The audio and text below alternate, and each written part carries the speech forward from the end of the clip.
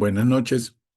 Ya estamos en la octava sesión de esta parte de la historia de la ciudad y ya nos vamos acercando a finales del siglo XX.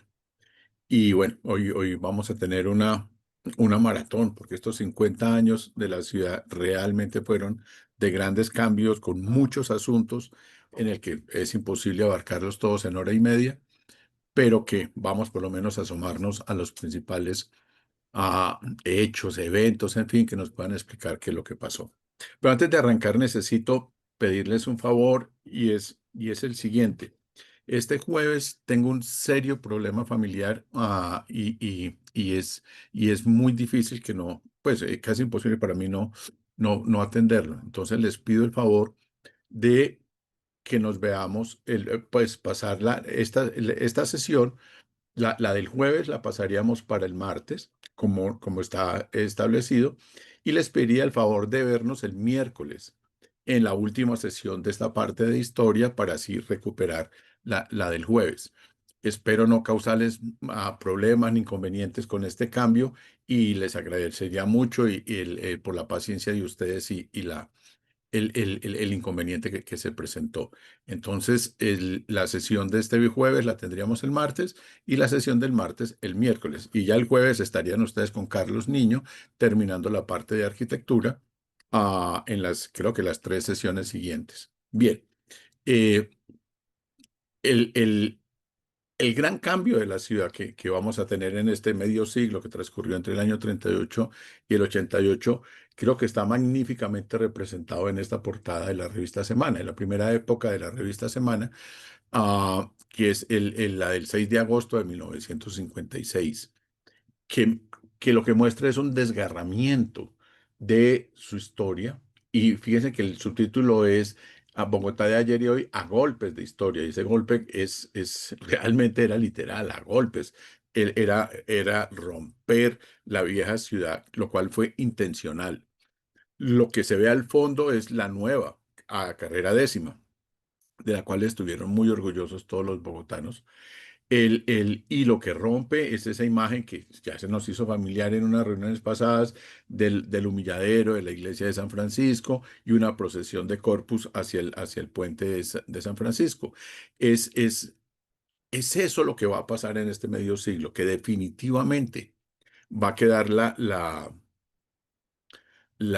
ciudad vieja atrás, va a quedar solamente unos sectores de lo que se va a denominar el centro de Bogotá y en ese centro de Bogotá lo que va a aparecer como la zona histórica de la ciudad, pero el resto de la ciudad va a ser visto como nuevo. Puede ser en malas condiciones de vida o buenas condiciones de vida, pero definitivamente algo nuevo, algo distinto. Y el punto de partida entonces es 1938. Aquí quedamos en la sesión del viernes pasado, en esta ciudad que de todas maneras viene a dar un salto enorme entre finales del siglo XIX y esto es 1938, a lo que le dedicamos toda la sesión. Y este plano de la ciudad entonces ya es más o menos familiar para ustedes, sitios absolutamente nuevo que tiene que ver con la celebración del cuarto centenario de la ciudad que como la ciudad universitaria, bueno, algunos barrios obreros, como los que están hacia Barrios Unidos o los que van a aparecer en el Ricaurte o ya en la zona de las Cruces y hacia San Cristóbal, y el río Fucha como un límite máximo de la ciudad de 1938. Y unas décadas más tarde, no 50 sino 40, pero esta ciudad se ha transformado increíblemente. Lo que ustedes están viendo en la línea interior es la ciudad de 1938, la que acabamos de ver, y el resto, todo lo que crece la ciudad en esos 40 años. Es un crecimiento rápido, es un crecimiento que se dio a golpe de barrios, ahí es mejor usar esa palabra que a golpes de historia, y, y se llenó barrios de muy diferentes condiciones, barrios residenciales hechos por empresas constructoras que van a construir residencias para la élite, barrios de trabajadores de clase media, barrios construidos por el Estado, barrios de autoconstrucción, ya para esta época hay unos barrios de invasión, muchas urbanizaciones clandestinas o barrios piratas en la ciudad y ya ha empezado sobre todo, la ciudad alcanza el río Tunjuelo y sobrepasa el río Tunjuelo, ya empieza a subir la montaña al sur y a configurarse Ciudad Bolívar. Hacia el oriente, pues ya sobrepasó San Cristóbal también y ya vamos llegando a la parte de arriba de Juan Rey, o en fin, y lo mismo nos va a empezar a pasar pronto hacia Usaquén.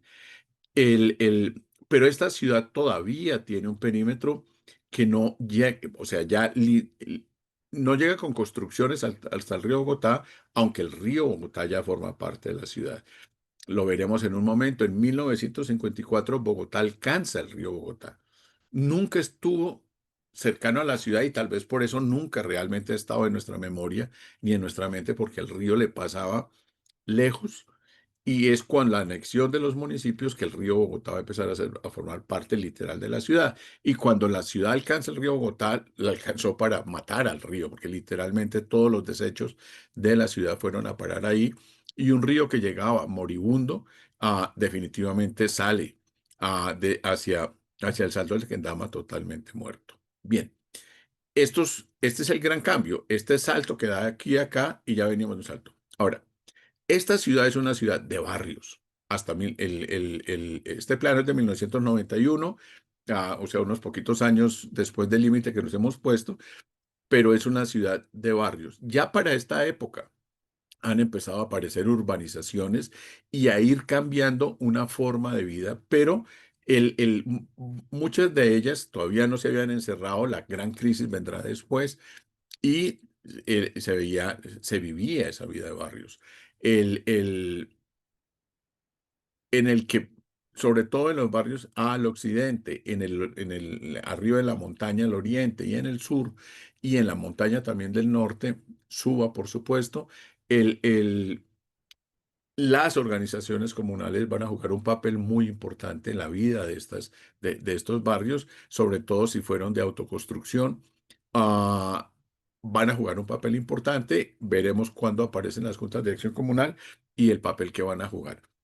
Esta ciudad de barrios no va a llegar hasta nosotros hoy en día, aunque una parte, por supuesto, todavía existe, pero va a ser de los elementos más característicos de ese crecimiento que tuvo entre el año 38 al 78 hasta el 91, cómo se consolida esta ciudad. Bien, vista en forma panorámica en la ciudad de 1948 en esta vista hacia occidente. Aquí se ve lo que es ya la Jiménez y lo que es la avenida Colón, la vía del Centenario, lo que llamamos nosotros hoy en día la calle 13, que se profundiza en la sabana, buscando Madrid y Mosquera y Facatativá. Y una ciudad en la que las zonas residenciales del 48 todavía están rodeando la parte más céntrica, que se ha convertido en una zona de gobierno, de comercio, e intercalado sobre todo en esta zona, aquí estaría el Ricaurte y estos barrios de los que eran las zonas de los ejidos de la ciudad de Occidente, ya convertidos en zonas mixtas industriales y de residencia. Y unas décadas más tarde, en 1970, en esta foto de Leo Matriz hacia el norte, debe estar tomado desde San Diego, lo que es la séptima hacia 1970 y su expansión hacia el norte.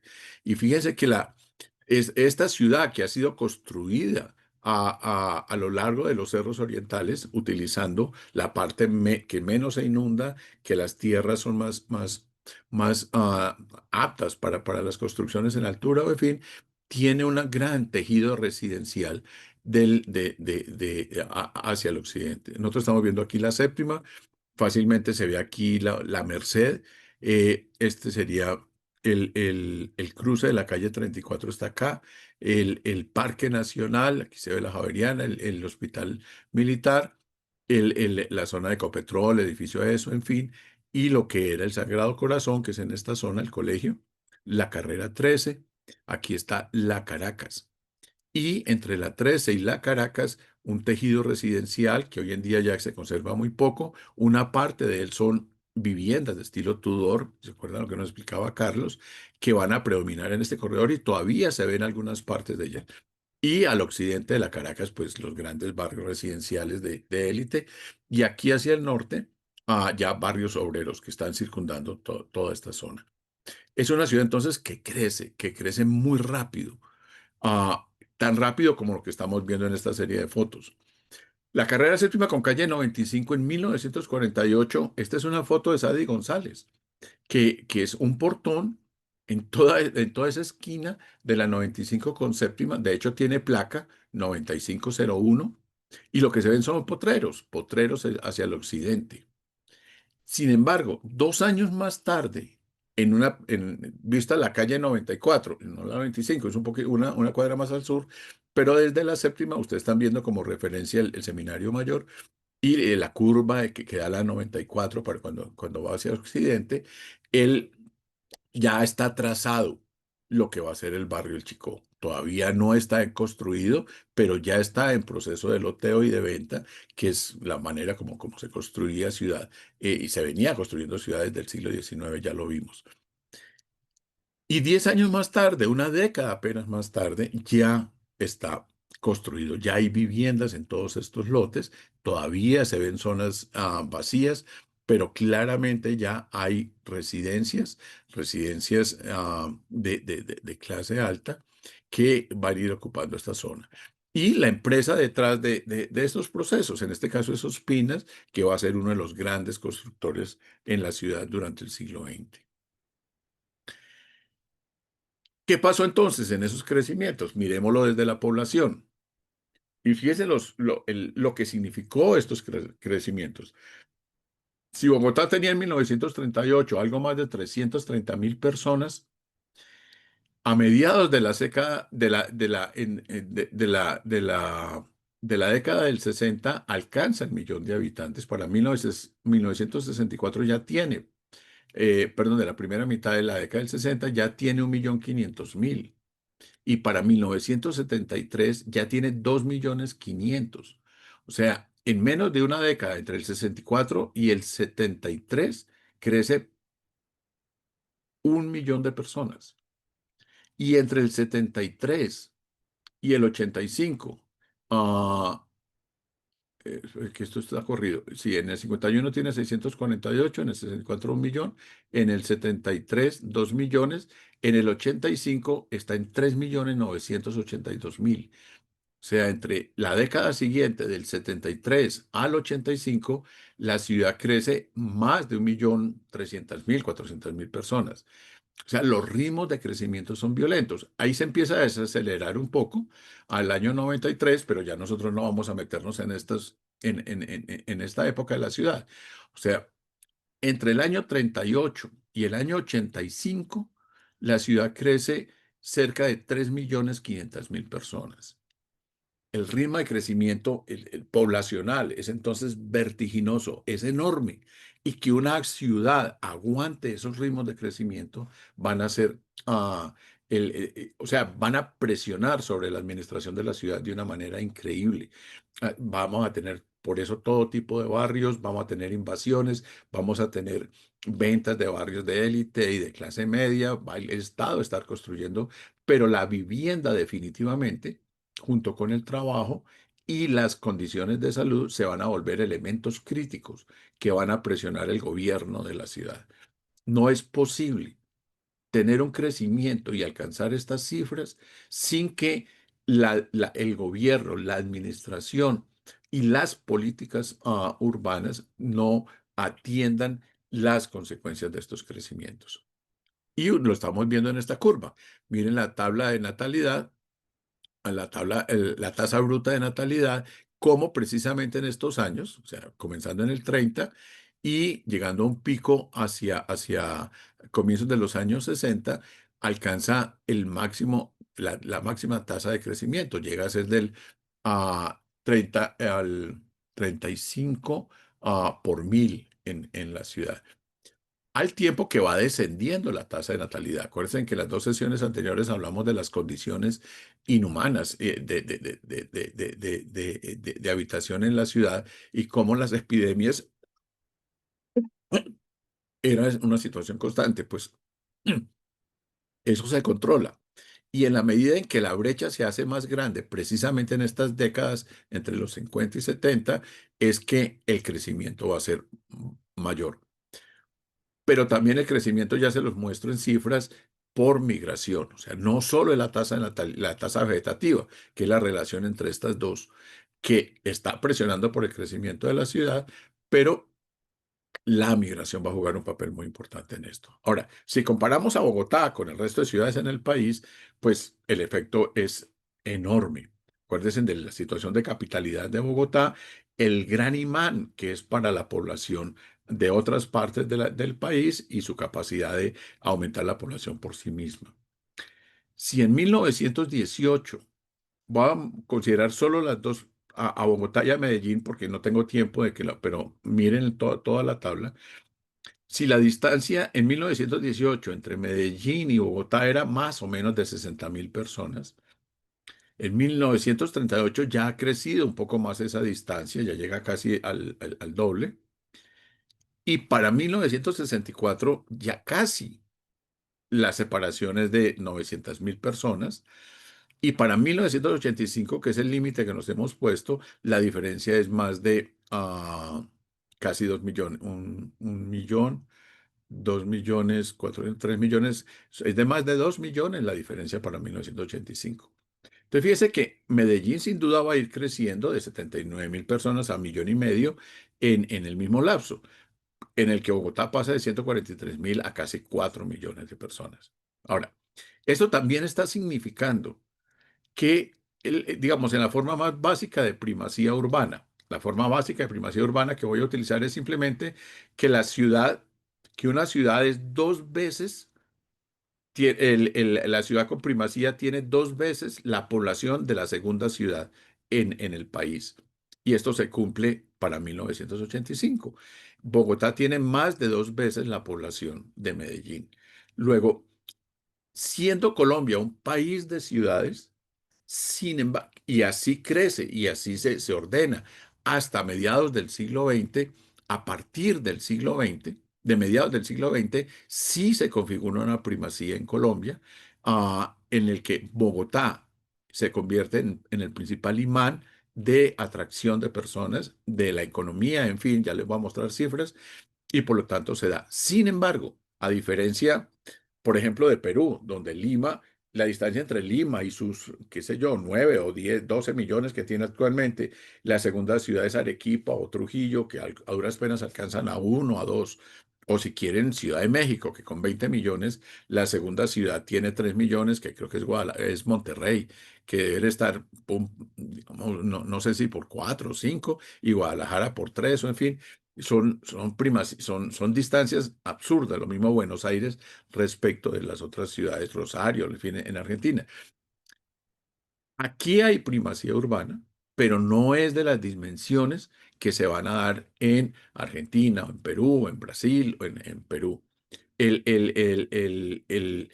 Pero eso no quiere decir, siendo nosotros, que es una pregunta interesante para la historia urbana de Colombia, ¿por qué se configuran de todas maneras centros urbanos de importancia y la distancia con la capital no es tan grande? Sin embargo, sí se da esa primacía?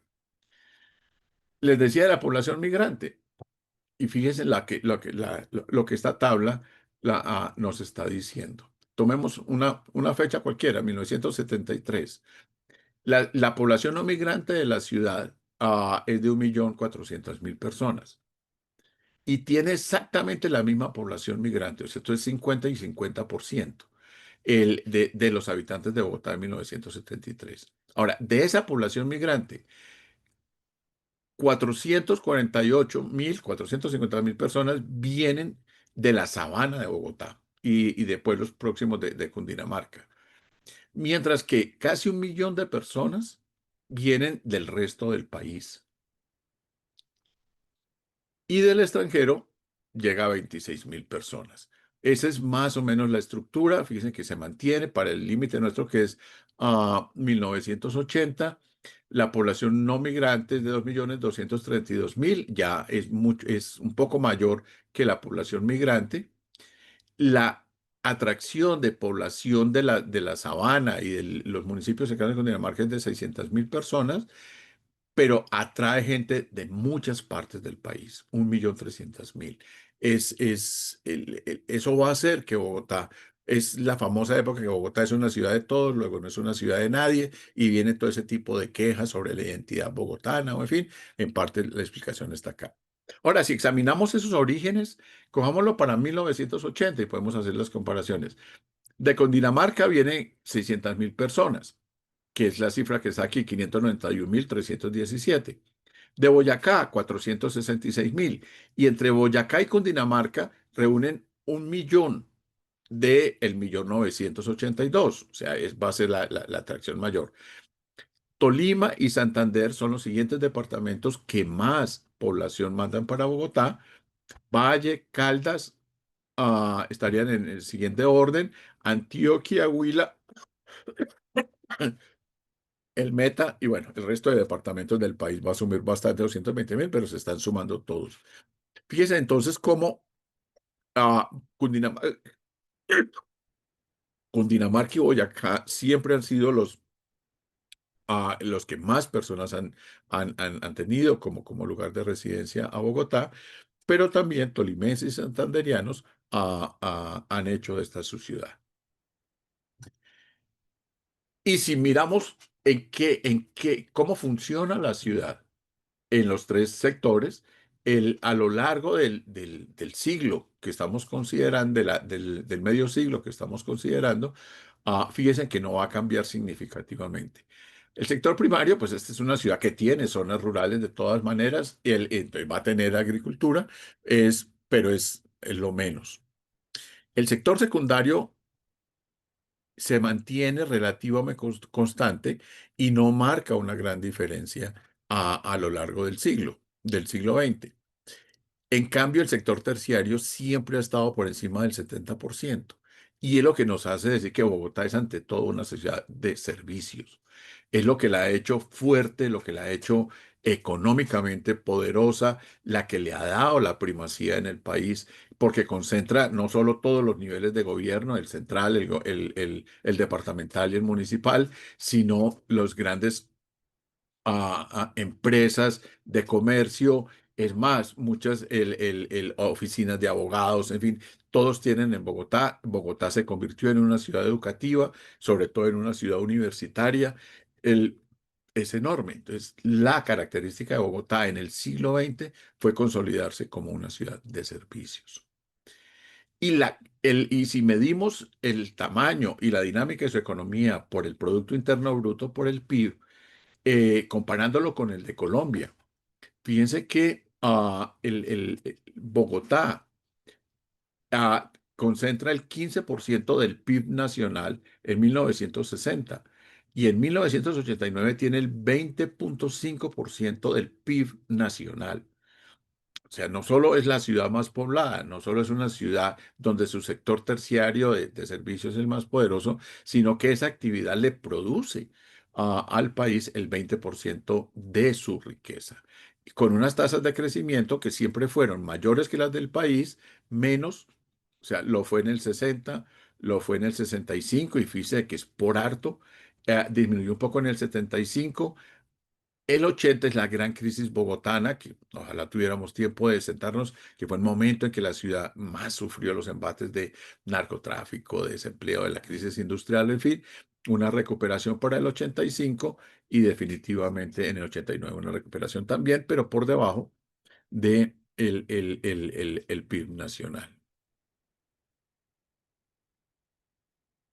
Entremos ya entonces al crecimiento de Bogotá, ya vemos estas cifras generales y tenemos como punto de arranque este planito, que es lo que está en gris es Bogotá, como estaba para 1914, y todo lo que está en azul va a ser su zona de crecimiento rápida hasta las décadas centrales del siglo XX.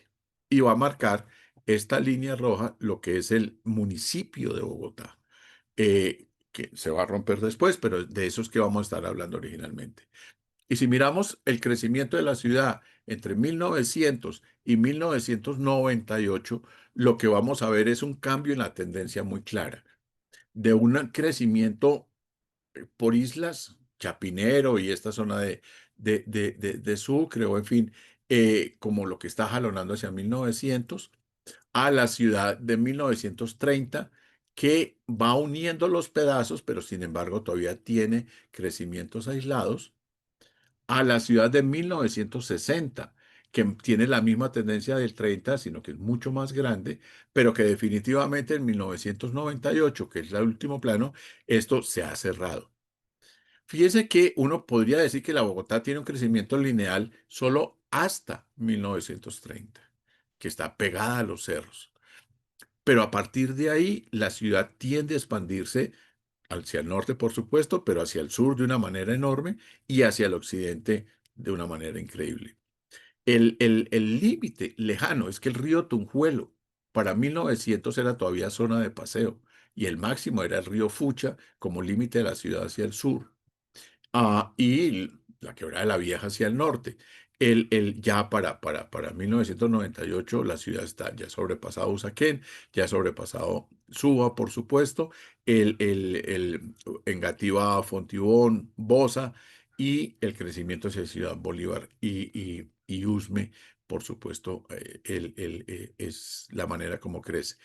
Esta forma, con este vacío que está en la mitad, que se irá llenando después, y lo que le va a marcar el aeropuerto en esta zona, pues va a hacer que muchos hablen que más bien la forma de la ciudad tiende a ser como la de un cangrejo, que estas son las dos tenazas, y una gran parte central. Ahora, esta parte, de todas maneras, es la que más, es la más densa, la que más población ocupa, la que más actividades tiene, pero Engativá o Ciudad Kenia, todo esto tiene más, tiene en millones de personas, de los 8 y pico que tiene hoy en día, en este sector vive más de la mitad de la población bogotana hoy en día. Bien, lo que hace que si miramos en el tiempo, el área y la densidad, se nos vaya digamos, después de un pico hacia los años 60, ah, la, la, la, la ciudad está más o menos, cuando se considera todo en general,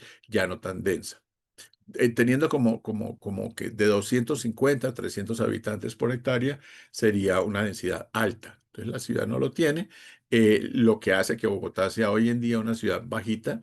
Algunos decían por ahí que si Bogotá se construyera toda en los 5 pisos, que es en términos generales la altura que se permite, 5 o 6 pisos, a esta ciudad le cabría sin problemas 15 o 20 millones de personas, los cuales nosotros afortunadamente no hemos llegado hasta allá.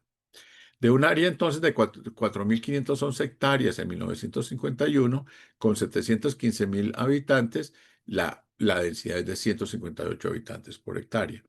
Para llegar a finales del siglo XX a 30.000 hectáreas, con 6,5 millones de población, a una densidad de 210. Se ha ido a medida digamos, la solución de esto es que se ha expandido hasta llegar al punto hoy en día, en el 2025, en que prácticamente la ciudad ya no tiene zonas sin construir y por lo tanto solo crece por demolición de otras partes y se repite algo que pasó a comienzos del siglo XX.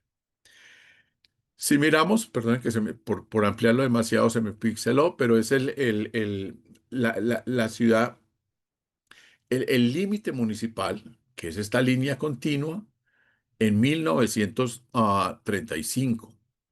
Y esta línea puntual, perdón, el límite municipal son los puntos.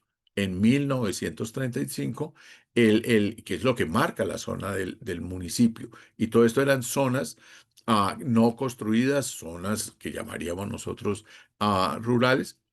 Y lo que se consideró el perímetro urbano en 1940 es el que está en la línea continua, era lo que en donde se permitía construir y donde se esperaba que la ciudad no pasara de ese límite para llegar a estas zonas. Y le aparece como un anillo perimetral, y fíjense que es muy interesante, están los municipios, que son Usaquén, Suba, Engativá, Fontibón, Bosa, aquí ya no está Usme, pero que está acá. Y en ese momento el aeropuerto de Techo, por razones de vientos y ubicación, los dos aeropuertos de Bogotá siempre han estado, bueno, si consideramos el otro aeropuerto actual de Bogotá, al que queda en el norte, bueno, siempre han estado hacia el occidente por razones de vientos, en fin.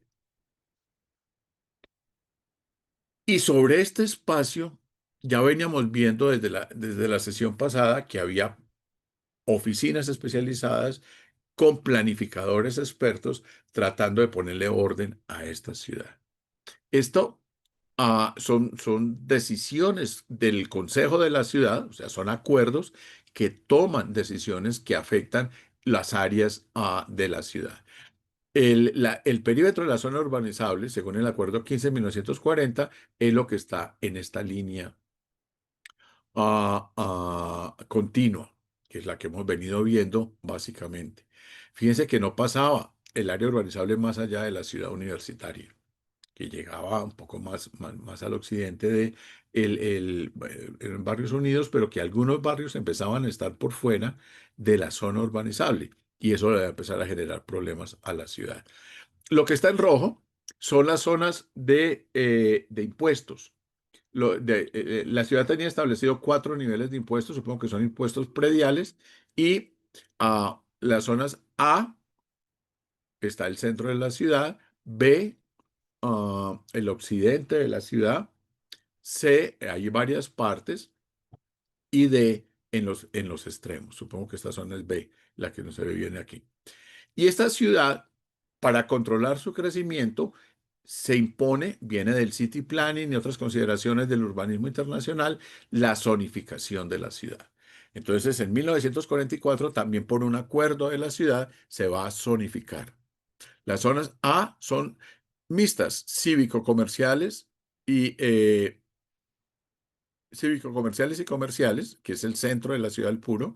Las zonas B son las zonas residenciales del centro. Fíjense cómo rodeó estos barrios el centro. Y esto que está como A, básicamente es la ciudad histórica, es la que viene del siglo XVI, con algunos crecimientos en el siglo XIX hacia las aguas o hacia Egipto, pero definitivamente de San Diego hacia el norte ya se sale de la ciudad histórica, y este B era una zona de quintas que los ejidos no dejó crecer.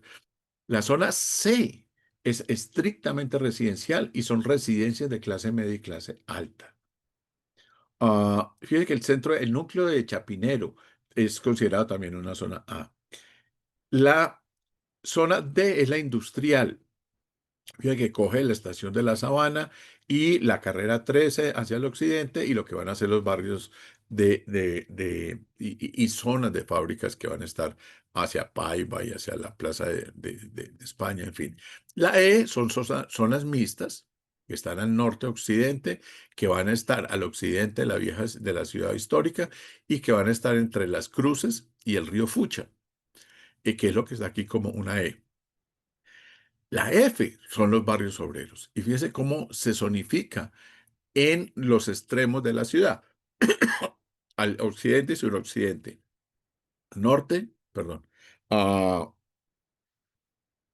al occidente, hacia el Ricaurte, esto es el Fucha, entonces esto va a ser el Restrepo, el Quiroga, o en fin, y la zona de San Cristóbal, hacia el 20 de julio, como los barrios obreros. Y G, que es esto blanco, es la ronda del río Fucha, que se va a dejar como reserva de zonas verdes para la ciudad. Esto realmente nunca se va a cumplir del todo. Y era muy de la moda en esos años, en esa primera mitad del siglo XX, zonificar para tratar de ordenar, o sea, regularizar la forma como se ocupa el suelo. En 1944, creo que este plano también se lo mostró ya Carlos, el, el, el, el, sale este plano, que es el de crecimiento urbano, y bueno, bueno, ese es el artículo de Luis Carlos de tierras de la ciudad. Y ah, va a clasificar las grandes zonas de la ciudad según clases sociales. Entonces, sectores predominantes medio son estos, de este color. Los obreros, los rojos, se repite lo que veíamos hace algún momento, sino que aquí ya consideran algunos hacia el oriente la Perseverancia, las Aguas, Egipto, el Guavio, Belén, La Paz, las Cruces en la parte San Cristóbal, el 20 de julio, como barrios obreros. El Restrepo, el Olaya, en fin, el Ricaurte como barrios obreros.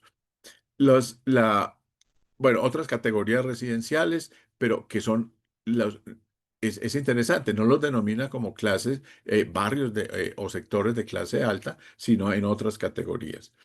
Eh, el, el, eh, y vienen, bueno, algunas mezclas, pero es más o menos la separación de la ciudad. Lo que uno va viendo es que zonas residenciales de clase media y clase alta van a tener esta zona y algunas partes hacia la Mercedes, la Magdalena, el Teusaquillo, Santa Teresita, Palermo, que van a ser también una zona de clases medias y clases altas. La vieja ciudad colonial, la vieja historia de la ciudad y cómo los barrios obreros van a estar rodeando esto. Y clases medias, zonas residenciales mixtas o en fin, metidos entre este otro tejido. Y eso es lo que va a ir pasando durante estos 50 años que estamos estudiando. Y va a obligar también a que desde la planeación de la ciudad se empiece a pensar en las grandes vías, porque cada vez es más difícil comunicar los extremos de la ciudad en la medida en que se alejan tanto de oriente a occidente como de norte a sur. Y empiezan a aparecer en los archivos este tipo de dibujos de sobreplanos, este es de 1944, el diseño o el trazado de las grandes vías que debería tener la ciudad. Para este momento, esta línea que está aquí, que les estoy señalando, es crítica porque va a ser la carrera décima.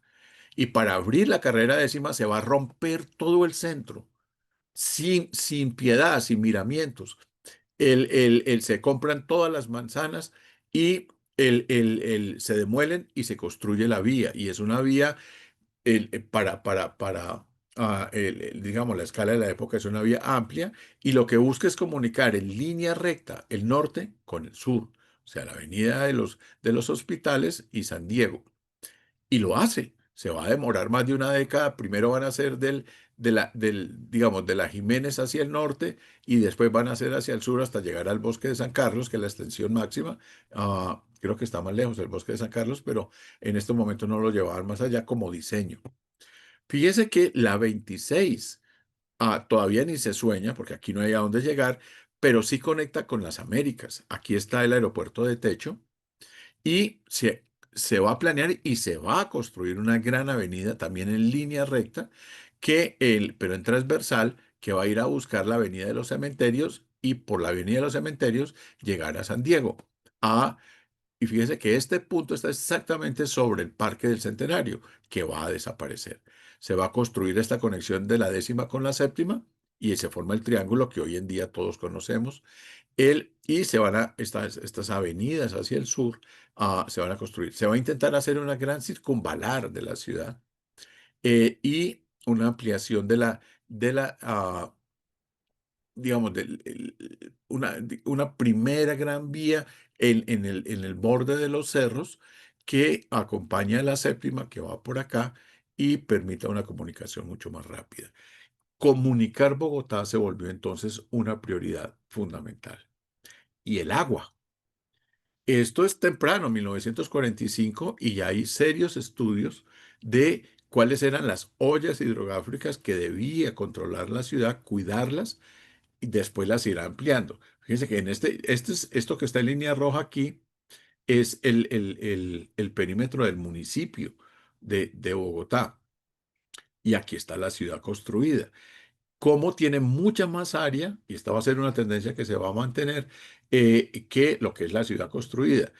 Una de esas razones es cuidando las ollas hidrográficas del agua que va a necesitar.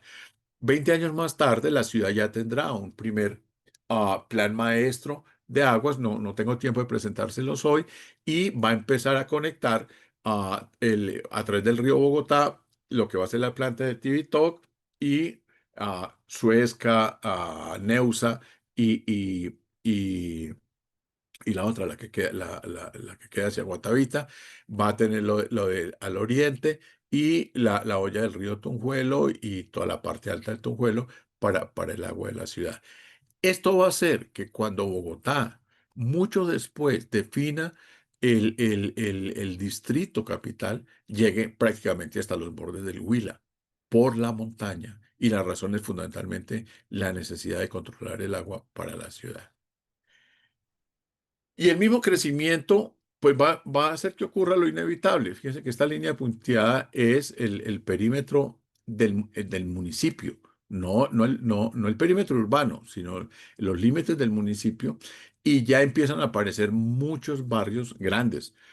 El barrio Boyacá, La Granja, La Primavera, La Florida, esto es Fontibón, el barrios que están totalmente por fuera.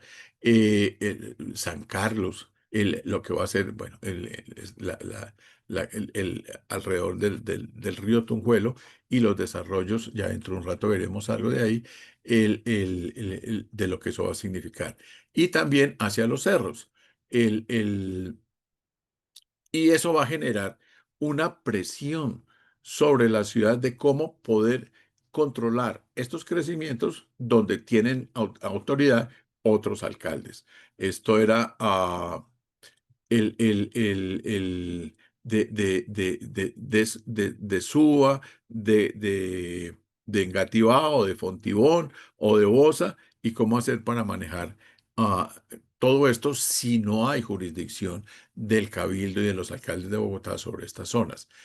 Estamos en 1950 y muy pronto va a ocurrir lo que parecía ser inevitable. Pero antes de que hablemos de la anexión de los municipios, detengámonos todavía a finales de los años 40 y el borde con los años 50 en los dos grandes planes que va a tener la ciudad y que va a contratar.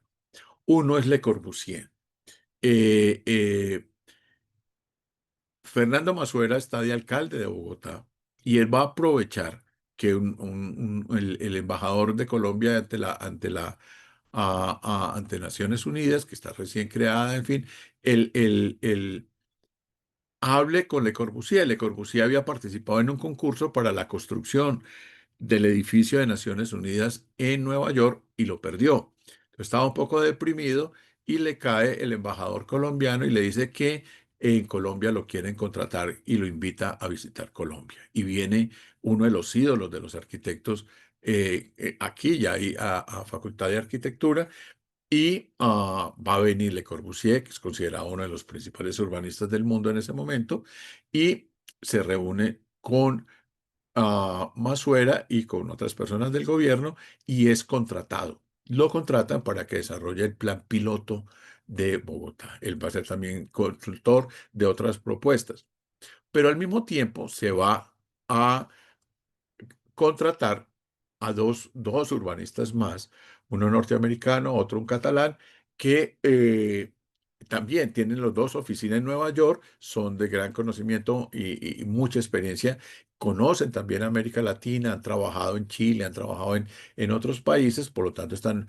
relativamente familiarizados con nuestro urbanismo y van a ser contratados a Paul Lester Wiener, que es el que les estoy señalando, el de la izquierda, y José Luis Sert, el catalán, que aquí están los tres reunidos con Le Corbusier conversando sobre quién sabe qué, pero el contrato de Le Corbusier es por el plan piloto y el de Wiener y Sert por el plan regulador.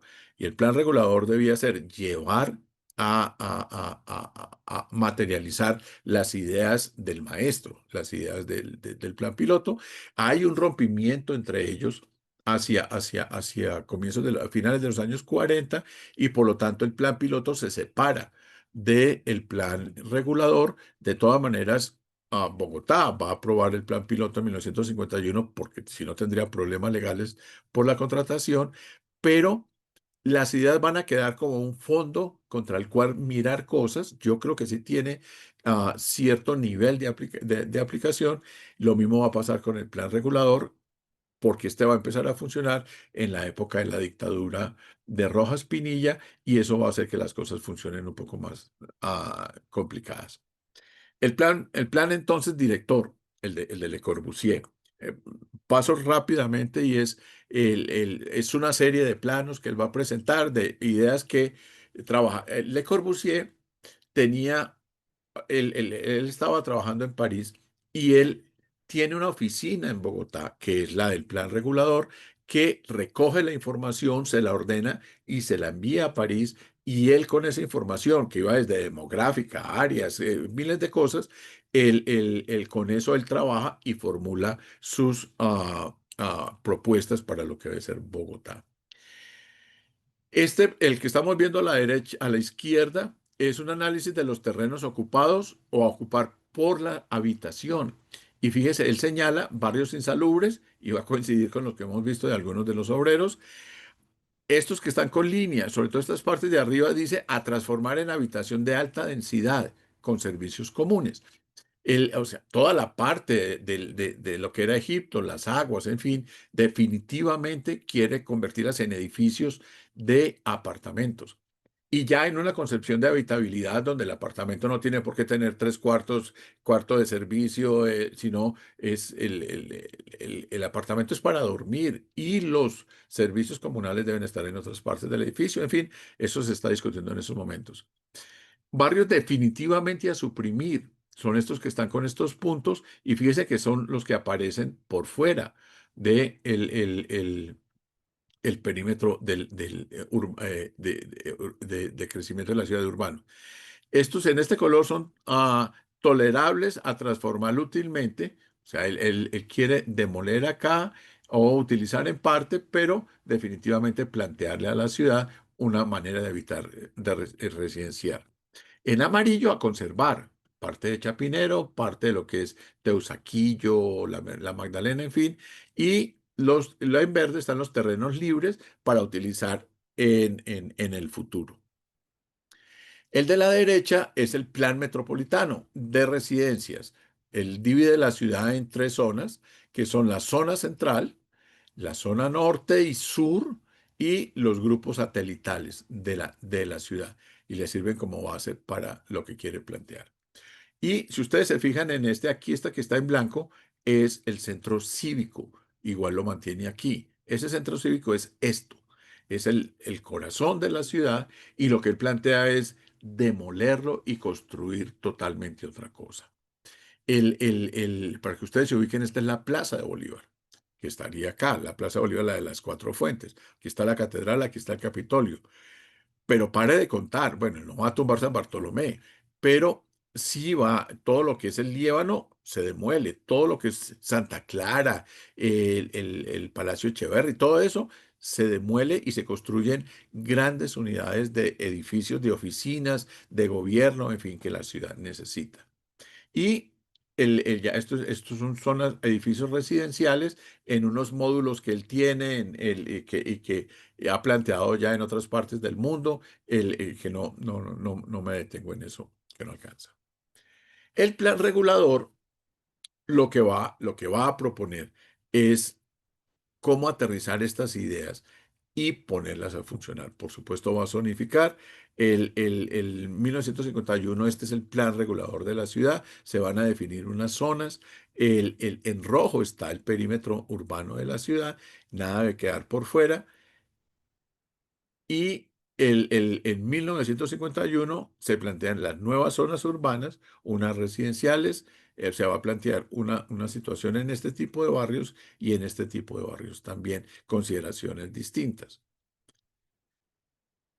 De manera que para 1954 ya hay unas herramientas de gobierno de la ciudad para actuar con sentido sobre lo que esta ciudad era. Sin embargo, los intereses privados, la manera como está creciendo, la aparición de todos estos sectores, va a presionar la ciudad en otro sentido. Hay una discusión entre historiadores y urbanistas, en fin, de qué tanta huella tiene en la ciudad de hoy el plan regulador de Wiener y Cert.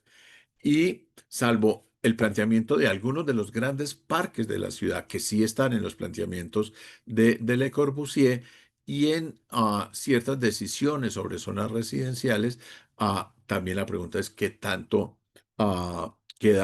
tantas huellas quedan en la ciudad, y eso pues ameritaría una charla por sí sola. Pero definitivamente esta ciudad ya no cabía en el perímetro urbano tal y como estaba definido.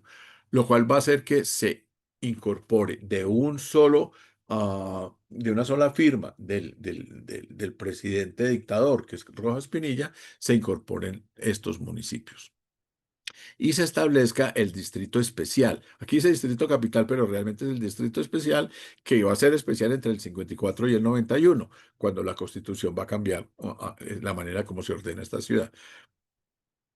Y ah,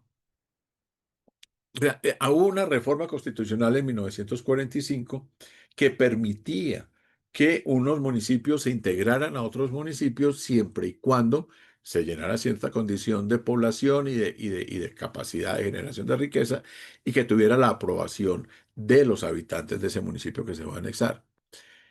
Con esa herramienta, Rojas Pinilla va a sacar un decreto en 1954 en el que incorpora estos municipios. Se va a saltar esa parte de la reforma del 45 de preguntarle a las personas y de ver si tenían la riqueza o no. eh, y es la necesidad de entregarle a la ciudad todos estos terrenos que están bastante, digamos, vacíos de gente o vacíos de urbanización, que permiten todavía un gran crecimiento en la ciudad, dadas las tasas de crecimiento y todo lo demás que está ocurriendo.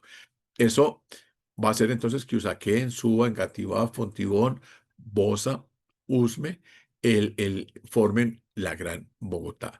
Y que aparezca un nuevo aparato administrativo, se va a estrenar después, pero que es el de las alcaldías menores, y el alcalde mayor de Bogotá, que tiene, o sea, prima sobre los alcaldes menores, que también van a ir cambiando a lo largo del siglo XX. Y se define como distrito hasta el Huila, aquí queda Colombia en el Huila. Todo esto es Tolima y todo esto es Cundinamarca, esto es Meta. El, el, el, la, la- el- Toda esta extensión es una consideración de agua, del manejo de las aguas de la ciudad. Es la parte alta de la cordillera oriental que Bogotá se reserva para sí mismo. Y es más, cuando crezca, se chingadas, en fin, va a recoger agua que debía bajar hacia el Orinoco, le va a dar la vuelta y la va a traer hacia Bogotá. Entonces tenemos ya la ciudad, no con el perímetro del 40 o de ahí para atrás, sino ya la Bogotá que conocemos hoy en día. Todavía en su representación se ponen cuadritos con los municipios. O sea, Usaquén está acá, Suba está acá, Engativá, Fontibón, Bosa y ni siquiera y Usme, que está en estos cuadritos. O sea, todavía esta franja que veíamos en ese plano anterior como la zona que circunvala la ciudad, como un área ya de crecimiento. Por lo tanto, muchas consideraciones de las vías, del manejo de los ríos, van a ser importantes a partir de ahora en el manejo de la ciudad. Eh, ya esta tiene algunos cambios que son importantes. Para que ustedes se ubiquen, esta es la Avenida de las Américas, que es cruzada sí, por la 13, la Sexta también, el río Fucha. Aquí está el Tunjuelo y la ciudad ya empieza a llegar hasta el Tunjuelo. Eh, Para 1958, ya la décima, aquí no la vemos bien, está ya en parte construida. La Caracas también, hace rato, desde los 30, el ferrocarril del norte se ha quitado de ahí, se ha pasado para esta línea, que es la del ferrocarril del norte, y se ha ido construyendo. De manera que, yo no sé, tal vez aquí lo vemos mejor, que la ciudad en este plano de 1965, ah, digamos, aquí está sí, este es el centro de Bogotá, este es la 26, para 1965, por supuesto, ya la avenida 26 está construida, ya el aeropuerto es el del Dorado, y esta avenida se va, digamos, a cruzar con las Américas en lo que va a ser la Norte Quito Sur, que es esta que está acá, y el ferrocarril del norte va a salir hacia occidente primero, gira hacia oriente, va a coger el canal del Salitre un pedacito y después va a buscar el norte a Usaquén por la vía que nosotros vemos. Esto es la novena de nosotros hoy en día, por donde va el ferrocarril, baja por la norte Quito Sur y la 100 va a aparecer por acá en estas épocas también. La ciudad universitaria, fíjense que ya el hecho de que se incorporen estos en menos de una década, en una década larga, fíjese todo lo que ha crecido en barrios, la ciudad, y cada vez se acerca mucho más al occidente. La Caracas y la décima, que aquí están punteadas, ustedes las ven aquí, aquí está la décima ay, perdón. Ah, y aquí está la Caracas. Y sucedió algo precisamente en esta década. Se decidió, para poder construir la décima, demoler el mercado central. Y ese mercado central se quería construir en Palo Quemado. Pero esta es la Operación Santa Fe. Palo Quemado es, si no estoy mal, es por aquí. Estoy como embolatado, pero debe ser una zona por aquí. Este es el Samper, el Samper Mendoza. Este es el cementerio central. Si este es el cementerio, este es Samper, Palo Quemado. Bueno, ustedes saben dónde está Palo Quemado, a mí se me perdió acá. El, el, debía pasar al mercado de Palo Quemado que se va a construir, pero hasta los años 70. Mientras tanto, se pasó provisionalmente a la Plaza España. Y al hacer eso, digamos, todo el desorden que crea una plaza de mercado se vino para acá. Y esta zona va a empezar un largo proceso porque se demora décadas en cambiar de lugar bueno, creo que Palo Quemado es aquí, ya. Es que me dejó preocupado que no encuentro un Palo Quemado, pero bueno. Dejó un lento, dirían algunos deterioros, pero una transformación de las actividades. Y la décima se configura como un límite, como una frontera de el centro de la ciudad con este nuevo occidente. Pero cuando se construye la Caracas, cuando sobre todo empieza la expansión hacia el sur de la Caracas, ve que la Caracas va a tener esta curva y va a ir a buscar estos barrios pasando por las lomas que pasa por acá. El, el, la, la, Se crea una doble frontera, la décima y la Caracas, y esto se empieza a volver tierra de nadie. La descomposición de esta zona es grande y lo que limita con la Caracas también. Y cuando en 1963, realmente la ley es de 1959, pero se aplica en Bogotá desde el 63, se crea la zona histórica, que va a hacer esto. La zona histórica ni siquiera va a llegar a la décima. Primero se deja en la octava, carrera octava, y después se va a traer hasta la décima. Pero solo se va a considerar patrimonial de la décima hacia oriente, sabiendo que la ciudad siempre fue por lo menos hasta San Victorino y mucho más al occidente si queremos. Entonces, esta parte se deja a su suerte, se convierte en una zona de transporte, de gran comercio, de abastecimiento, en fin, y las actividades propias de zonas de bares, de zonas de transportistas, de talleres, o en fin, lo que va a hacer que una barrera enorme se construya entre el centro de la ciudad, el nuevo centro, el centro histórico, y lo que era el centro de la ciudad colonial también, pero que a partir de ahora no se va a considerar como una zona patrimonial. Lo mismo va a pasar con las Nieves, lo mismo va a pasar con Santa Bárbara. Por supuesto, no van a ser incluidas dentro de la zona histórica y se van a dejar a su suerte. Tiene un poquito de mejor de suerte las Nieves Oriental, menos suerte va a tener las Nieves Occidental, y Santa Bárbara, pues va a ser un barrio residencial de muy baja densidad, en fin, hasta que se toma la decisión de construir la nueva Santa Fe y se le va a cambiar se van a demoler unas manzanas y se va a cambiar definitivamente la vocación del resto del barrio.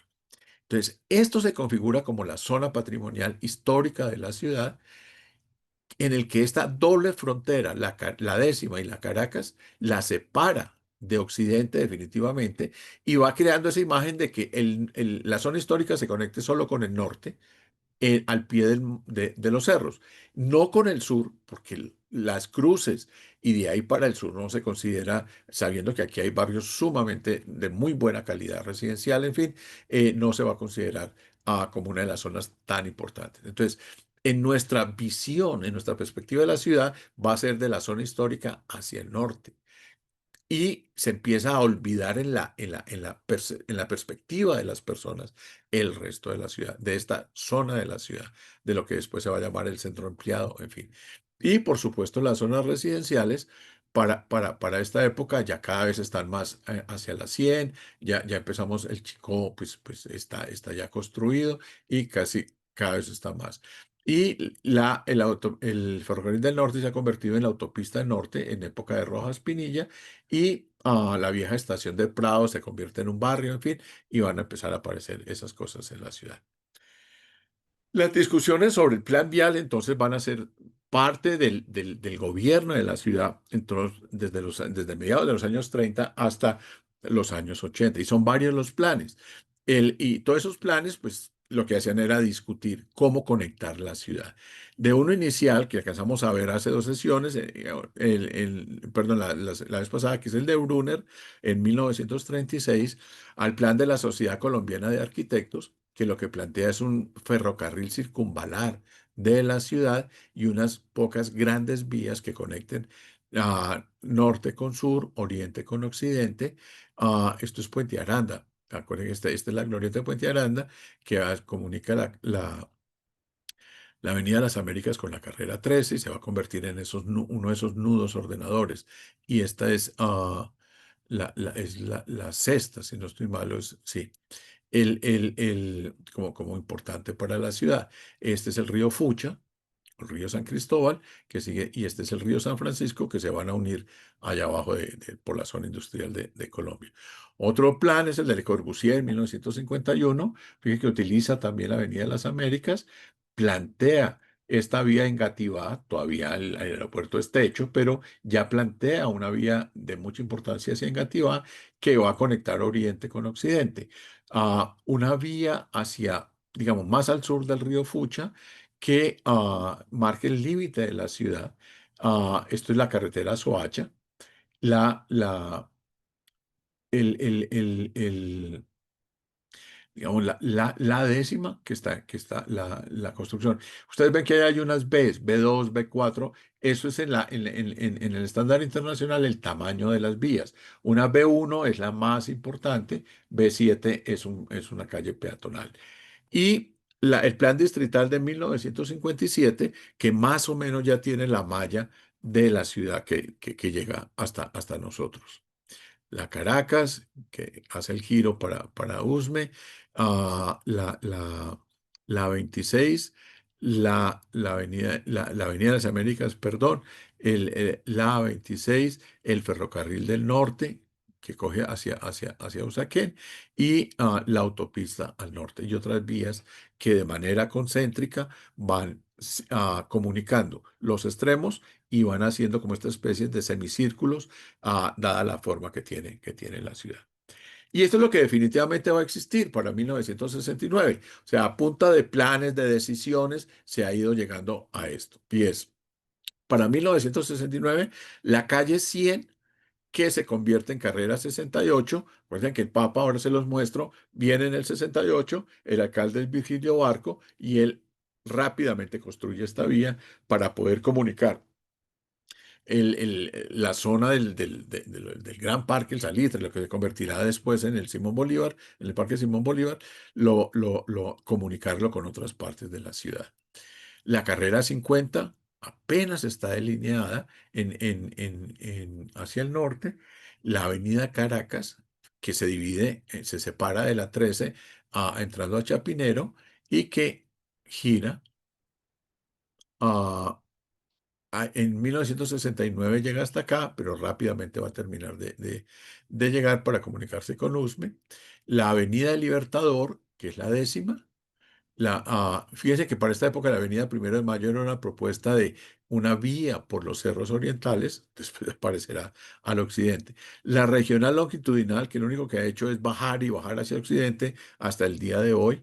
la Primero de Mayo, que se convertirá en una de las vías principales de la ciudad, la de los comuneros o la Sexta, en fin, las vías que nosotros tenemos hoy en día. O sea, lentamente, en la medida en que la ciudad crece hacia el occidente, se va llenando todo esto y por supuesto consolida toda la franja de ciudad pegada a los cerros hasta la Caracas, o hasta la Norte Quito Sur si ustedes quieren, que es la zona principal de la ciudad. Lo que va a hacer es generar estas vías concéntricas, y atravesadas por unas grandes y rápidas vías de norte a sur. Y aparecen las alcaldías menores. O sea, ya esto es una ciudad que es grande, que empieza a estar cada vez más poblada y que estar gobernada desde el centralismo puro es muy difícil.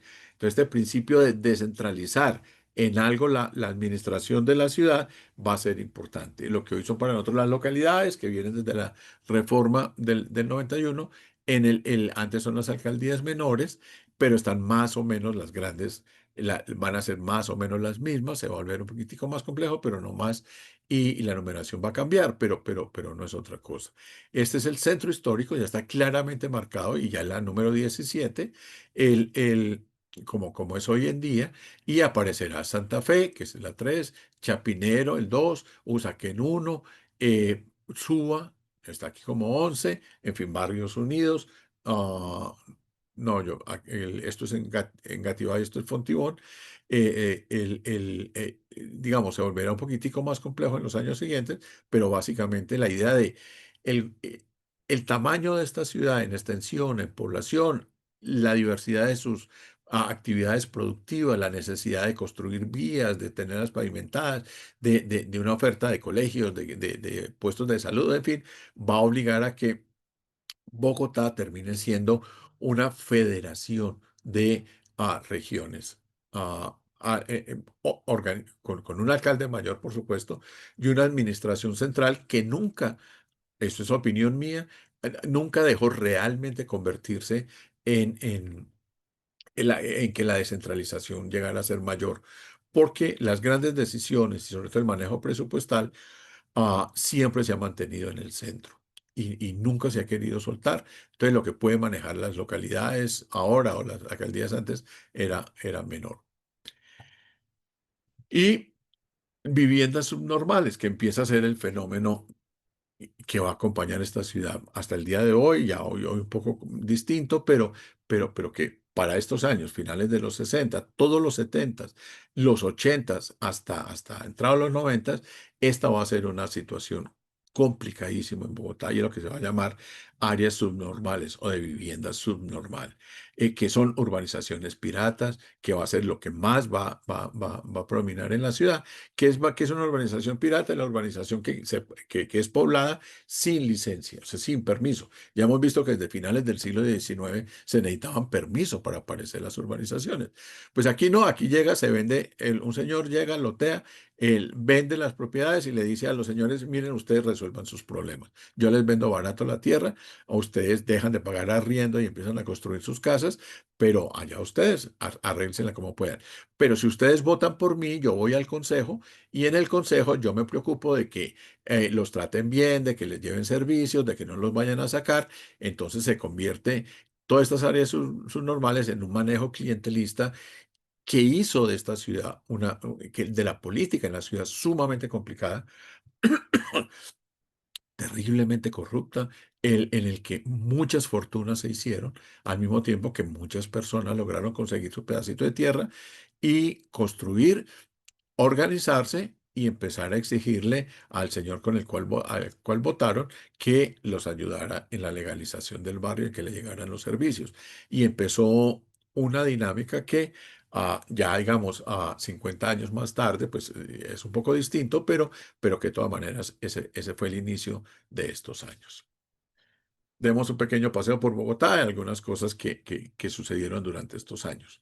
Les hablé de la apertura de la Avenida Caracas. Esta es ya la apertura hacia el sur de la Caracas, que va a demoler sin piedad muchas cosas. Por ejemplo, el Parque de los Mártires, media Facultad de Medicina y otros edificios que hoy serían patrimoniales.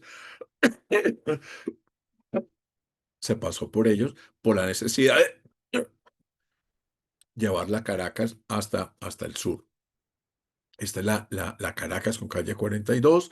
Esta plazuela existe hoy en día. Aquí está la funeraria, la Solio, si no estoy mal. Este es un diseño de Karl Brunner en el 36, que era un parkway y está funcionando como tal en estos momentos. La densidad es baja, los automóviles aumentan todos los días en Bogotá, pero todavía las vías aguantan un poquito. Un poquito. Ya para 1980, la Caracas empieza a tener este problema hacia el norte. El cúmulo de buses o en fin, del Paraguay solo queda un separador central y es poco lo que va a quedar. Y hacia el sur, pues es lo que ustedes están viendo, es la debacle, es sumamente brusca, es dura, es un defiéndase quien pueda.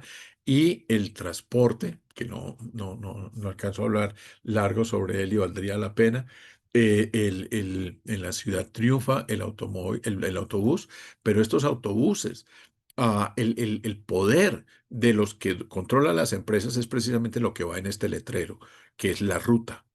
Ellos son los que tienen, de la ciudad les han otorgado el monopolio sobre una ruta.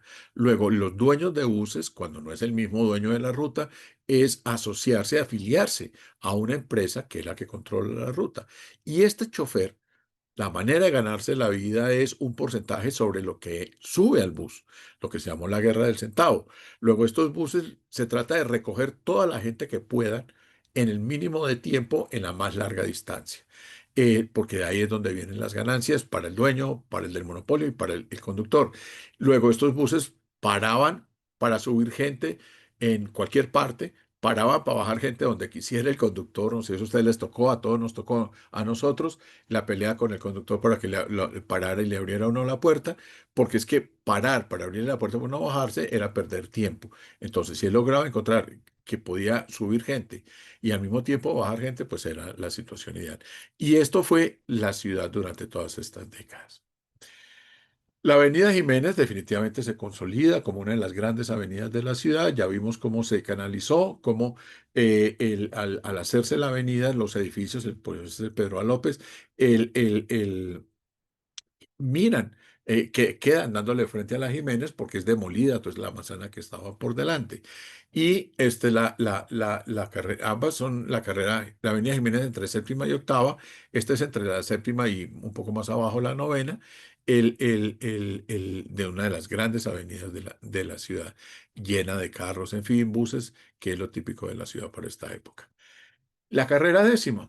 En 1950 ya está llegando a la 26 y pronto va a empezar al final de la década la expansión hacia el sur y se va a completar como esa gran avenida que conecta los dos extremos. Fíjese, hubo que demoler. La antigua calle 10 iba por acá y era una calle de 7 metros, un poco menos de ancha, para convertirse en una gran avenida de 3 carriles, creo, por dirección. Y su empate con San Diego siempre va a ser problemático.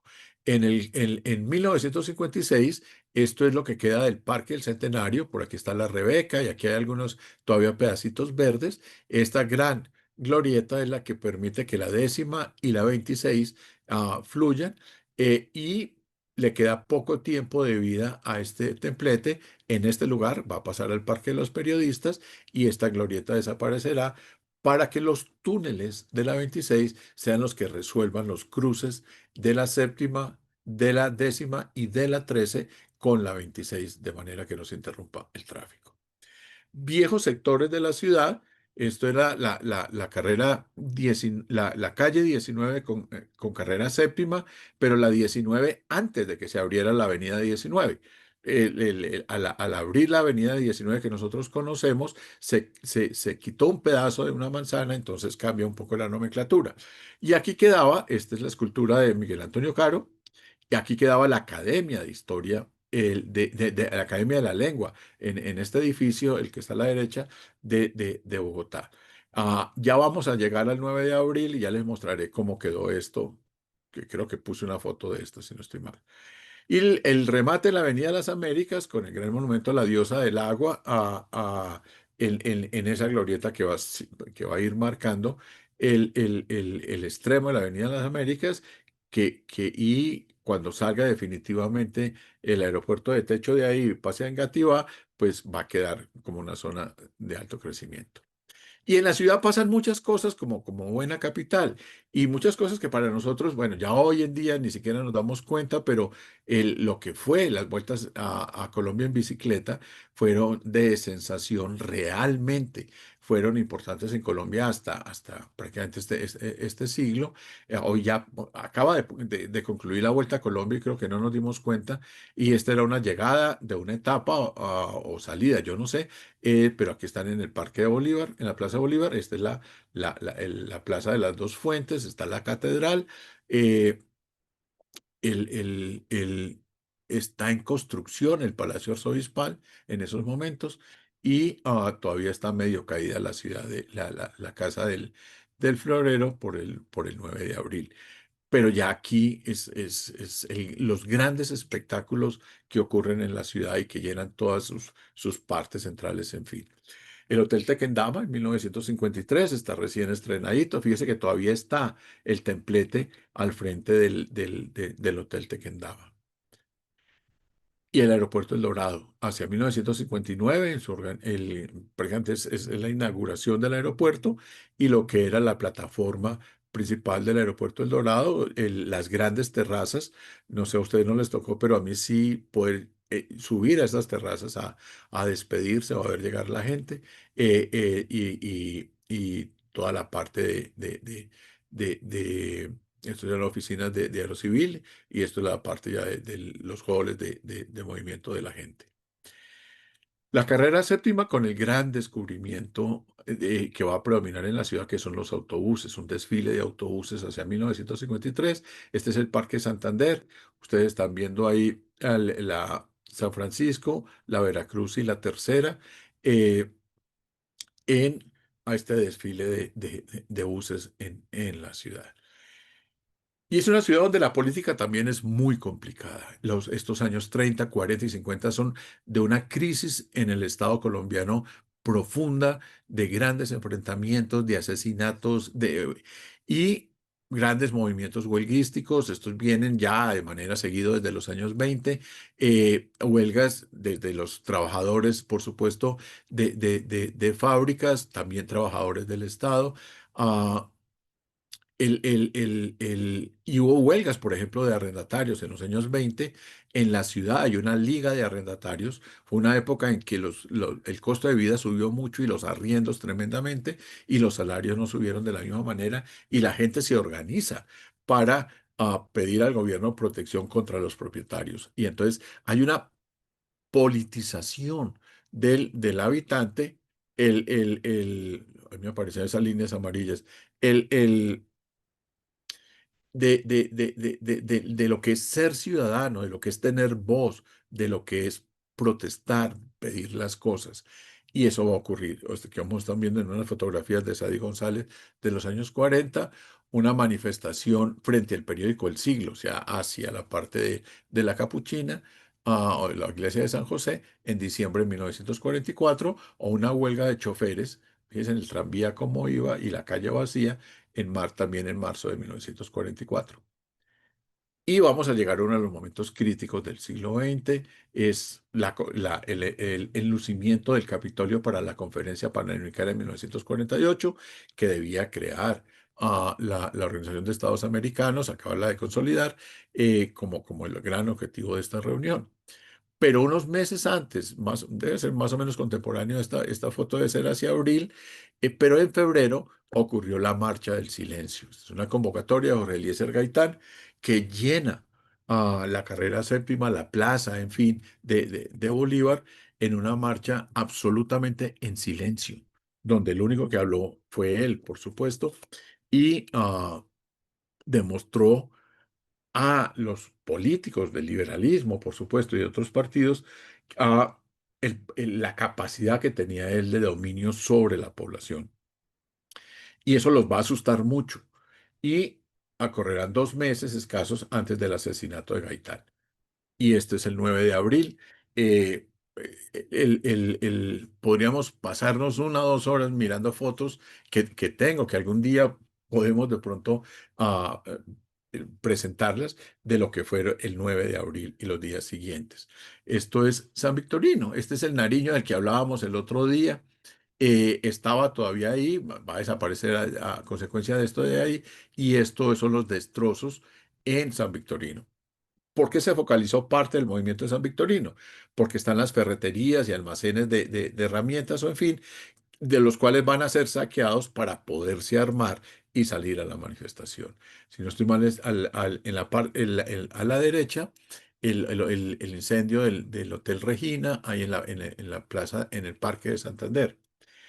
En la imagen inferior izquierda, el Palacio de la Carrera. Aquí es donde está el presidente, es donde ese día estaba Mariano Ospina Pérez, que va a aguantar. Y este tanque, ustedes lo que van a ver, lo que ven aquí es San Agustín, o sea, la foto está tomada de norte a sur. Este tanque sale desde Usaquén y va a recorrer toda la séptima. Y muchos de los manifestantes creyeron que el ejército se amotinaba e iba a acompañar a la multitud contra el presidente y el gobierno y tomarse el poder. Lo que sucede es que este tanque llega aquí, gira su torreta y apunta su cañón a la multitud. En ese momento quedó claro que Mariano Ospina se salvaba, que no lo iban a tumbar, que el ejército estaba con el gobierno, con el Estado, y que por lo tanto no quedaba más que emborracharse, el saqueo, porque ya cualquier posibilidad de toma de un movimiento revolucionario quedaba completamente cancelado. Por lo tanto, la imagen de la izquierda, de la derecha, inferior de la derecha, es lo que empieza a suceder. Gente con machete, gente que sale a saquear, que sale a, digamos, en esta azonada, que es lo que va a caracterizar la tarde, la noche del 9 de abril. La gente armada con machetes, lo que han sacado de las ferreterías. Eh, yo no sé quién mata a quién, pero es muy claro que aquí murió mucha gente. ¿Se acuerdan que les mostré la escultura de Miguel Antonio Caro y la Academia de Historia? Pues esto es lo que quedó el 10 de abril después del incendio de esa noche.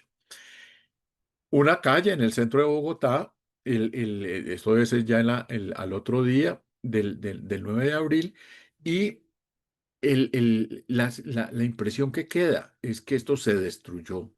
Hay edificios quemados, hay cualquier cantidad de desechos y en la calle que pareciera que hubiera sido demolida la ciudad completa. Otra escena en el centro de la ciudad. ah, un soldado muerto de frío apuntándole quién sabe a quién, ojalá que no le haya dado a quien le estaba apuntando, pero esta es la situación que se vivía en el centro de la ciudad esa tarde y la noche.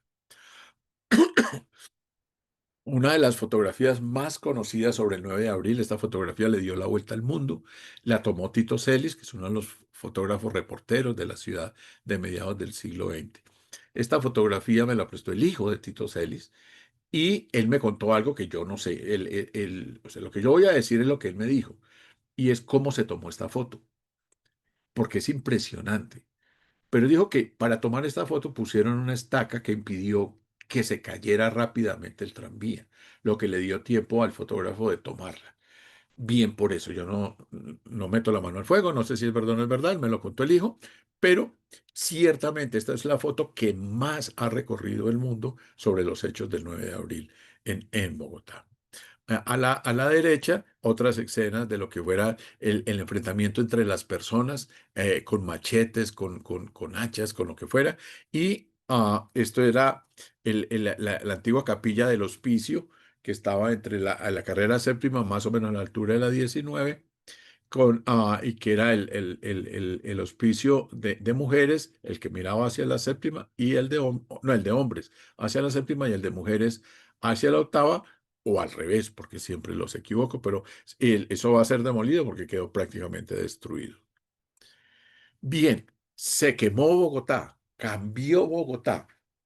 La verdad es que no, definitivamente no. Dos consideraciones. Una, este es un plano hecho por el Ministerio de Obras Públicas en 1949, con señalando cuáles eran las zonas afectadas por los incendios y por la demolición de los edificios en el centro de Bogotá. Entonces, perdón, yo he hecho un poco para atrás. Cuando uno ve esto, realmente la conclusión que saca es que esto se acabó. Pero cuando uno mira este plano, uno dice, esto estuvo focalizado. Y las zonas de mayor incidencia, por supuesto, van a ser, y esta es la calle 11, las viviendas que están al lado y lado de la carrera séptima entre 11 y 12, lo que va a ser el antiguo convento de la enseñanza, el Palacio de Justicia, que es el que está acá, otras oficinas del Estado que están en esta zona. La séptima en la Avenida de la República, la 19, que se va a afectar ¿se acuerdan que les dije? El hospicio, la Academia de la Lengua, todo eso está aquí en esa zona, es lo que estábamos viendo. Este es el Hotel Regina, es una zona que se va a afectar. San Victorino, por supuesto que se va a afectar. San Victorino, estos se quemaron. Esta es la sede del periódico El Siglo, por supuesto, fue incendiado. Y algunos almacenes en esta zona. Y no más. Fueron ciento y pico de edificios los que se van a ver afectados. Luego, no hay argumento suficiente para decir que el 9 de abril acabó con el centro. Y segunda consideración, y entonces se salió la gente desde el centro y desde ahí se fueron a vivir al norte. Ya hemos venido desde 1880 y pico, un poco antes, hablando de el crecimiento de Chapinero, la venta de lotes, la aparición del Quesada, del Sucre, de Barro Colorado, en fin, la aparición de los barrios hacia Occidente y ahora hacia el sur. Entonces, cuando ocurre el 9 de abril, la élite bogotana ya había salido del siglo hacía por lo menos 20 años o 30. Fácilmente hacía 20 años. Ya estaba viviendo en otras partes. Por ponerle solo un ejemplo, si la gente salió del centro por el 9 de abril, ¿por qué Jorge Eliezer Gaitán estaba viviendo entre la Magdalena y Santa Teresita, que es donde está su casa? O sea, la gente de clase alta está viviendo en estos barrios residenciales, ya estamos en Chapinero, ya estamos en Teusaquillo, en La Magdalena, el, el, el, ya estamos también en los barrios del occidente, el Ricaurte, todos estos barrios obreros ya existen. Luego, el 9 de abril tiene efectos profundos políticos. Por supuesto, el incendio de estos edificios va a permitir ciertos cambios. Si ustedes ven, todos estos edificios que se quemaron en la cuadra occidental de la carrera séptima entre 11 y 12, permitió que se ampliara y que por lo tanto el paramento de lo que es el Palacio de las Comunicaciones, el edificio, se me olvidó, bueno, el del Ministerio de Comunicaciones, ya para este momento, aquí estaba la iglesia de Santo Domingo, ya no existe. La iglesia de Santo Domingo había sido demolida el año anterior. Entonces van a aprovechar que no existe esta iglesia, que esto se quemó para poder ampliar la séptima hasta la Jiménez. Simplemente van a tener que comprar y demoler este pedazo de la ciudad. Luego, no es cierto quienes dicen que el 9 de abril cambió el urbanismo en Bogotá. Para nada. No, no tiene la fuerza suficiente, lo cual no quiere decir que no haya en esta parte central de la ciudad ciertas transformaciones. Pero que fue el momento en el que se salió la gente del centro y se fue para el norte. La gente ya estaba en el norte 30 años atrás, entonces no hay nada que hacer con esto y estas son las consecuencias del 9 de abril. Y realmente lo que ha sucedido, y que realmente explica mucho más de lo que pasó, es lo que se llamó la piqueta del progreso. La manera como Bogotá entendió que progresar era demoliendo. Este es el Murillo Toro, ya me acordé del nombre del edificio, y esta es la iglesia de Santo Domingo. En 1947, esta iglesia es demolida, y demolida para no hacer nada, porque ahí jamás se construyó algo. Y el Murillo Toro queda. Y se consideró que era lo que había que hacer. Los dominicos aceptaron lo que les ofreció el gobierno de la ciudad. Con eso compraron todo lo que es ahora el Jordán de la Sajonia, ahí por Rosales, al frente de Nueva Granada, y allá van a hacer su gran colegio de hombres, mujeres, su casa provincial, y con la plata que recibieron por esto se van a ir para allá. Y este es un pedazo de San Diego, en 1943. Aquí está el Panóptico, y aquí, por aquí está Bavaria. Y para poder ampliar San Diego, con la ampliación que venían de la décima y la necesidad de conectarla con la séptima, pues se demuele, y se demuele sin problema. ¿Por qué? Bueno, voy a decir una tontería. ¿Y por qué no hicieron un túnel para comunicar el norte con el sur? ¿Por qué tenían que demoler la ciudad? Porque esa era su manera de entender que era progresar, y encontraron la manera de poderlo hacer. Luego, explica mucho más que el incendio del 9 de abril, la manera como los gobernantes y las élites bogotanas entendían el progreso, y era que todos estos signos vetustos que no aportaban a la riqueza, a la belleza de la ciudad, debían ser demolidos. Luego, la plaza de mercado, que es esta que estamos viendo a la izquierda, va a desaparecer. Ya para comenzando los años 50 va a ser demolida, o finalizando los años 40 para pasar la carrera décima por aquí. Y estas actividades de la zona centro pues van a seguir hasta el día de hoy en muchas partes, pero esto está aledaña a la plaza de mercado, que eran las actividades diarias de una zona económicamente muy importante de la ciudad. Y aparecerán y aparecieron muchas otras cosas. De los cambios, que no es el 9 de abril, pero Masuera va a aprovechar lo del 9 de abril en el centro para ah, ah, ir acabando el tranvía. El gran enemigo del tranvía fue Masuera, y él, en una orden, en una alcaldada que hizo, eh, mandó pavimentar los rieles del tranvía, de manera que ya no pudieran correr. Y se fue imponiendo el trolley. Y este es uno de los primeros trolleys, fíjense en la fecha, es del 48, o sea, es contemporáneo con las líneas del tranvía. El tranvía realmente va a desaparecer definitivamente hasta 1951, y va a existir mixto. ¿Qué es el trolley? Pues es un tranvía con ruedas de caucho, pero está tan amarrado en los cables como este. Este tranvía iba del cementerio de la calle 26 hasta la ciudad universitaria, y otras rutas se fueron armando en la ciudad. Y Chapinero se fue consolidando como la gran zona de la ciudad para septiembre de 1948. Eso que dicen algunos, que se dispara el crecimiento hacia el norte. Resulta que el Teatro Aladino ya existía en toda la esquina de la calle 60 con carrera 13. Un gran teatro, era enorme. Eso lo convirtieron después en una tienda panamericana y ya lo demolieron, pero era uno de los grandes teatros de la ciudad, en una zona de muchas salas de cine, como fue ese sector de Chapinero por estos años. Y la Plaza de Bolívar cambió. Si esta es la Plaza Bolívar en 1954, está la de las Cuatro Fuentes, la catedral, pero fíjese que ya está el Palacio Arzobispal. Este está recién estrenadito para estos años. Aquí estaba, ¿se acuerdan el edificio de la aduana que les mostré el viernes pasado, que se había vuelto un café, el de la botella de oro, unos billares y un hotel en el segundo piso? Pues es demolido, no es demolido por el 9 de abril, es demolido para darle una mejor presencia a la Plaza de Bolívar, y se entrega, porque el Palacio Arzobispal sí se quema el 9 de abril, y se van a pasar acá dándole frente a la plaza, y quedando toda esta manzana entonces de la Iglesia Católica, que es la catedral, la Casa del Cabildo, que en estos momentos están las Hermanas Cancino, pero que lo van a recuperar después, la Iglesia del Sagrario y el Palacio Arzobispal.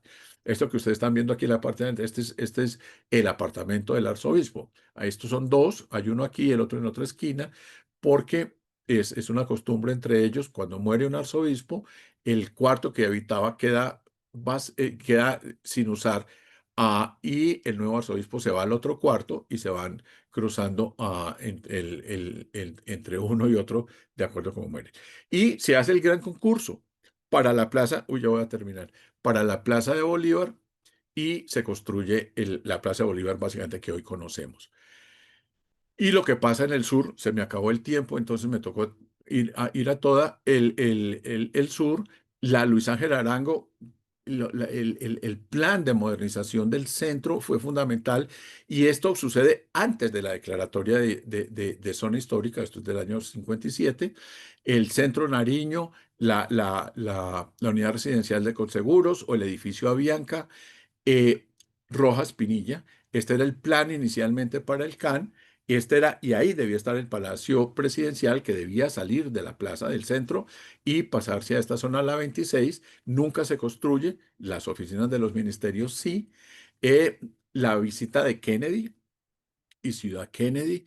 La visita de Pablo VI en el 68, Kennedy en el 61, Pablo VI en el 68.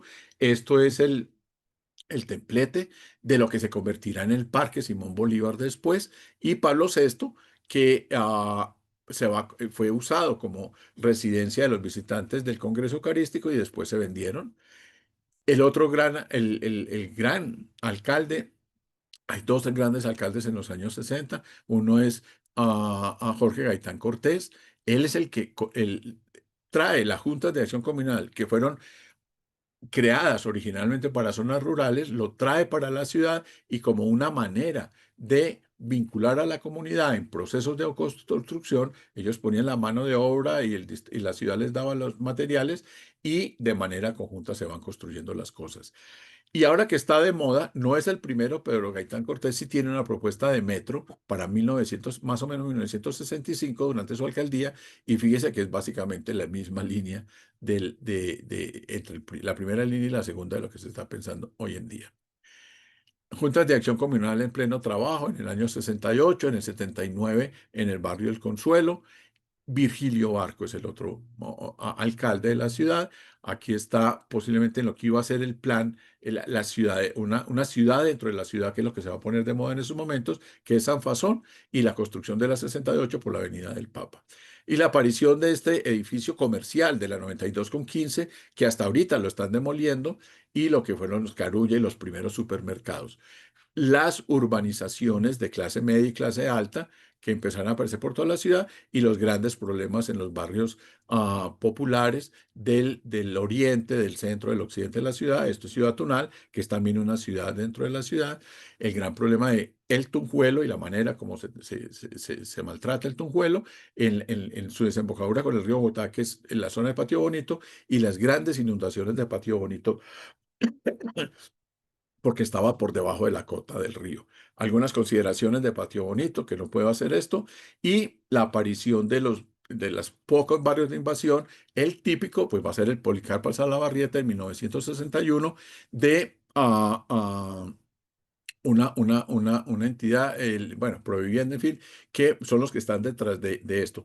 Dos grandes barrios de invasión es el Juan 23 en Chapinero, o el Policarpa, que está ahí al lado del San Juan de Dios, un poquito más hacia el sur, que son estos grandes barrios. Y bueno, y con eso pues me tocó terminar a las carreras como de costumbre, pero para darles tiempo a las preguntas de ustedes.